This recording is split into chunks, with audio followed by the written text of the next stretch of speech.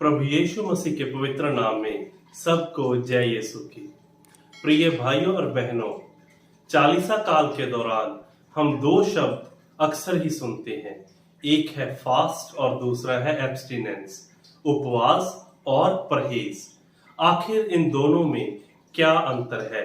आइए इस वीडियो के द्वारा ये समझने का प्रयास करें। मैं कोशिश करूंगा कि सरल और आसान शब्दों में आपको उपवास और परहेज दोनों में जो अंतर है वो समझा सकूं। प्रिय भाइयों और बहनों, उपवास तथा परहेज, इन दो चीजों के द्वारा हम अपने आप को खाली करते हैं, हम अपने आप को नम्र बनाते हैं, हम अपने आप को भूखा रखते हुए अपने गुनाहों पर पश्चाताप करते हैं। क्या इसका मकसद सिर्फ आपको भूखा रखना है या इसका कुछ और भी मकसद है, महत्व है? आइए अब ये समझने का प्रयास करें। प्रिय भाई और बहनों, सबसे पहले तो ये जान लें कि उपवास कौन रख सकता है और परहेज किसको रखना चाहिए। माता कलीसिया कैथोलिक चर्च हमसे ये चाहती है कि हम कम से कम जो दिन कलीसिया के द्वारा मुकर्रर किए गए हैं, राख का बुधवार और गुड फ्राइडे, पवित्र शुक्रवार, इस दिन सभी उपवास और परहेज करें। उपवास वो लोग रख सकते हैं जिनकी आयु, जिनकी उम्र 18 साल से लेकर 60 साल तक है, वो लोग उपवास रख सकते हैं। अगर आप बीमार हैं, अगर आप बुजुर्ग हैं, अगर आप बच्चे हैं, तो आपको उपवास रखने की छूट दी जाती है। दूसरी तरफ परहेज, माता कलीसिया कैथोलिक चर्च हमसे ये चाहता है कि जिस बच्चे की उम्र 14 साल हो चुकी है और उससे ऊपर के जो लोग हैं वो परहेज करें। अब इन दोनों में क्या अंतर है, आइए इसे समझने का प्रयास करते हैं। सबसे पहली जो मुख्य बात है उपवास और परहेज में, उपवास में जब हम बात करते हैं तो हम बात करते हैं खाने की क्वांटिटी की, कि हम कितनी बार खाते हैं और कितनी बार हम नहीं खाते हैं। कुछ लोग उपवास वाले दिन पूरा दिन भूखे रहते हैं, वो अन्न त्याग देते हैं। वो दूसरी तरफ कुछ लोग ऐसे होते हैं जो पूरे दिन में भूखे रहते हैं और सिर्फ एक टाइम खाना खाते हैं, इस प्रकार उपवास रखते हैं।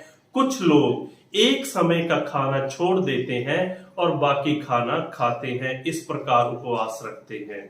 तो जब हम उपवास की बात करते हैं, हम भोजन की मात्रा, भोजन की क्वांटिटी की बात करते हैं। दूसरी तरफ जब हम परहेज की बात करते हैं, परहेज रखने का मतलब है अपनी सबसे प्यारी चीज को त्याग देना, चाहे वो खाने की चीज है या फिर कोई और वस्तु है। जैसे मीट त्याग देना, अंडा त्याग देना और स्वादिष्ट पकवानों को त्याग देना, ये होता है परहेज करना। और उपवास होता है जब हम भूखे रहते हैं। तो उपवास में हम भोजन की क्वांटिटी, मात्रा देखते हैं कि हम कितना खा रहे हैं, कितना छोड़ रहे हैं। लेकिन दूसरी ओर जब हम परहेज की बात करते हैं तो उसमें हम क्वालिटी ऑफ फूड, जो खाने की गुणवत्ता है, क्वालिटी है, उस पर हम बात करते हैं, मनन चिंतन करते हैं और ये कोशिश करते हैं कि परहेज करते समय हम बिल्कुल साधारण खाना खाएं और परहेज करते समय हम ये कोशिश करें कि हम साधारण खाना खाएं, साधारण भोजन करें। दूसरी बात, हमें उपवास क्यों रखना चाहिए, परहेज क्यों करना चाहिए? प्रिय भाइयों और बहनों, जब हम उपवास रखते हैं, भूखे रहते हैं, तो इसका यह मतलब है कि हम अपनी उस भूख और प्यास को प्रभु के प्यार के द्वारा, प्रभु के वचन के द्वारा मिटाने का प्रयास करेंगे।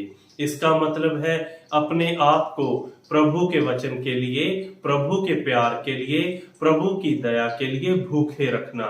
जिस प्रकार वचन में भी लिखा हुआ है कि मनुष्य केवल रोटी से जीता नहीं रहेगा, बल्कि परमेश्वर के मुख से निकलने वाले हर एक शब्द से जिएगा। तो इसी प्रकार हम भी इस चालीसा काल में जब उपवास रखते हैं तो हम ये जानते हैं कि ये जो रोटी है, ये जो भोजन है, ये नाशवान है। हमारा असली भोजन प्रभु यीशु मसीह का शरीर है, प्रभु यीशु मसीह का रक्त है, क्योंकि प्रभु खुद कहते हैं कि स्वर्ग से उतरी हुई रोटी मैं हूं, जो मुझे खाएगा वो हमेशा का जीवन प्राप्त करेगा।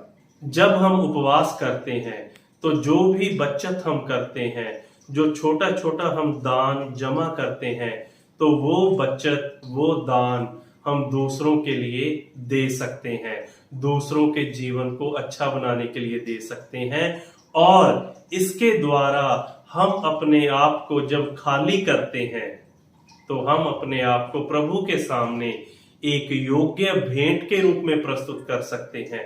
प्रभु हमसे धन नहीं चाहते, प्रभु हमसे अन्न नहीं चाहते, भोजन नहीं चाहते। वो चाहते हैं कि हम अपने आप को, अपने हृदय को, अपनी आत्मा को उनके सामने पेश करें, एक बलि के रूप में, एक भेंट के रूप में पेश कर सकें। प्रिय भाइयों और बहनों, उपवास और परहेज रखने का मतलब यह है कि हम उस दिन अपने चाल चलन को, अपने बोलने के ढंग को, अपने व्यवहार को बदलने का प्रयास करें। यही उपवास रखने का मुख्य औचित्य है कि हम अपने आप को परिवर्तित करें, हम अपने आप को बदल लें। कई बार हमने देखा है कि लोग पूरा दिन उपवास करते हैं, लेकिन अगर आप उपवास करते हैं प्रिय भाइयों और बहनों, तो आप इस बात का ख्याल रखें कि आप अपने मुंह को उदास ना बनाएं कि मैंने आज उपवास रखा है। आप अपने उपवास का ढिंढोरा मत पीटें, दूसरों को मत बताएं। भूख के कारण आप सारा दिन उखड़े उखड़े रहते हैं, भूख के कारण आप उदास रहते हैं, भूख के कारण आप अपने काम से जी चुराते हैं, भूख के कारण आप परेशान रहते हैं। अगर आप ये सब करते हैं तो आप उपवास ना करें, क्योंकि आपका उपवास ऐसा होना चाहिए जिसमें आपको खुशी मिले, जिसमें आपको आनंद मिले, जिसमें आप सारा दिन प्रभु के साथ जुड़े रहने का प्रयास कर सकें।